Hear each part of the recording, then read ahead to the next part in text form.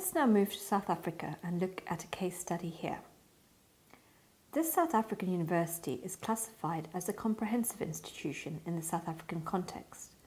This means it balances both teaching and research functions, but historically it's been more focused on teaching. This is in contrast to traditional universities, which have tended to be more research-intensive institutions. In this case, this university has a mission to move towards being more research-focused. It ranks as a top 10 South African university and appears in a 400 to 800 band for world rankings as measured in various global ranking surveys. This university has made a strategic decision to enter the online credit-bearing qualification space and on a relatively large and ambitious scale. As a senior decision maker at this institution points out, this major shift to online means that within a few years, some 15 to 18 full programs will be launched at both undergraduate and postgraduate levels. Deciding to offer online degrees has practical consequences. This new form of provision requires a raft of new policies, procedures, and services around student support, curriculum design, changing delivery, and so on. Changes are being made to the precise form of delivery. As a senior decision maker points out, new online programs require a redesign of how content is presented in order to manage multiple entries per semester. Here, we can see some of the practices of unbundling in the ways the mode, presentation, and services required to deliver an online degree are being identified to a granular level. The language of the market is also apparent in how a senior decision maker thinks about the initiatives. Accepting that there is an element of risk if you get the online model right suggests risk analysis, while understanding that the outputs have to be attractive enough for the market, with the mention of cutting-edge online products. The underlying reason for these developments is to be a market leader nationally and to generate income for the university. The rationale given by a senior decision maker for income generation is that it would enable funding for items that are of strategic importance for this institution, in this case for its global aspirations. For this university, the imperative for income generation is paramount, even though other arguments are also used.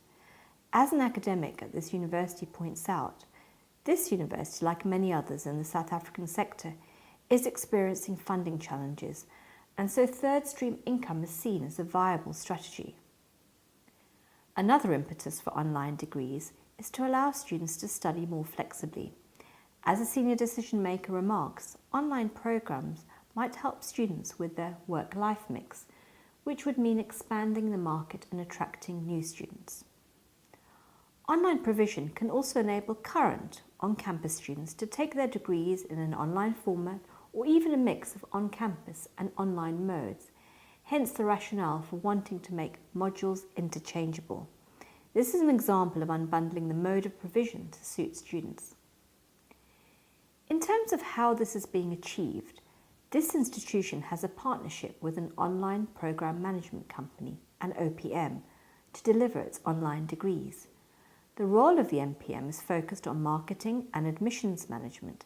A senior decision maker is clear that our external partner is for marketing only.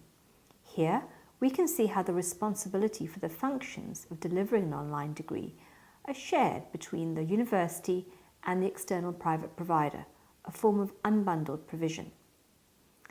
However, such divisions of labour are not clear-cut, with the roles of academics as decision makers being reconstituted in this space. An academic at this institution considers teaching and learning to be more than just to contribute academic content, but acknowledges that since the private company is a partner, it also has decision-making functions. And for this institution, digital technologies are also permeating other aspects of teaching and learning at the university, as part of on-campus classroom teaching and blended modes of teaching. This case study is a particularly ambitious one in the South African context and is clearly aligned with market forces globally, which purport that online degrees can help reach more students and generate income. At the same time, this university offers online degrees at the postgraduate and undergraduate level to offer flexibility to current cohorts of students who may be increasingly interested in unbundled degrees. As these two cases show, similar pressures are being exerted on universities in South Africa and England. They are both developing more flexible provision to take advantage of new cohorts of students who may not be able to attend a campus-based course. This is strongly related to their drive for alternative and additional sources of revenue, and both institutions emphasise the importance of this. However, the English institution emphasises access equally with revenue, whilst the South African institution suggests that while access and flexibility is a motivator, it is the potential increased revenue that is a key driver. It's about the money first.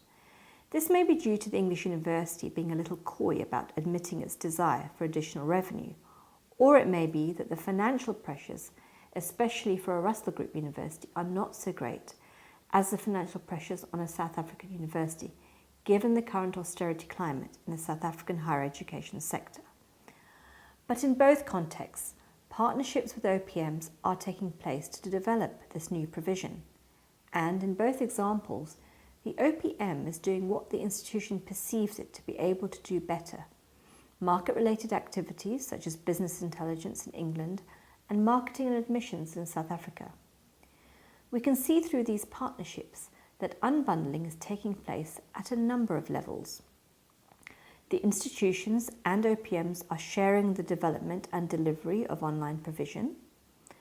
Programs are being offered on a module-by-module basis with multiple entry points, and students are experiencing an unbundled mode of provision via online, face-to-face and blended.